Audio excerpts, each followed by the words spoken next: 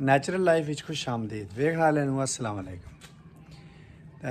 ਅੱਜ ਅਸੀਂ ਵੀਡੀਓ ਬਣਾਉਣ ਲੱਗੇ ਹਾਂ ਕਿ ਛੱਤ ਉੱਤੇ ਕਾਫੀ ਟਾਈਮ ਹੋ ਗਿਆ ਕੋਈ ਕੰਮ ਨਾ करे कोई कुछ ना करे क्योंकि पौधे सब्ज़ी लाई है सब्ज़ी तो फलाप हो गए हैं। मतलब कि कोई भी चीज़ लाई है ना उसके मुतबादल कोई हल मेहनत अजीब ही हुई है। ठीक है, सावल जिस तरह करना चाहते हैं इस तरह सावल कर ना सके। आखिर हुण प्रोग्राम बनाया कि जाने लैमन के बूटे लिया होने लैमन के बूटे साढ़े आस्ते अच्छे हैं। ठीक है, इन्हां नाल एक ग्रीनरी भी है।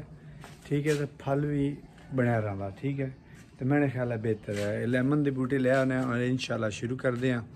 तो जाते हैं जी लैमन के बूटे लैन। तो फिर अगला तो लैमन के बूटे खरीदारी किस तरह करनी है क्या करना वो सारी तो गाइड करते हैं। माशाल्लाह अल्लाह खैर करे। बाइक पर भी सफ़र करने का मज़ा भी अपना ही है। ये देखो ना हरियाली, इस हरियाली की वजह तो इतनी जो ना खूबसूरती आती है माशाल्लाह।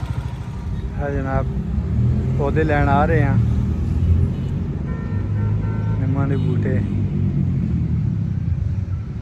देखो ये करते हैं तो पौधे सारे लग जाते हैं पर थल्ले आना मुश्किल हो जाते हैं। पर चलो अल्लाह खैर करे। देखो गल करते हैं कि आंदा आखिरकार लेमन के पौधे मैं घर ले आई आया।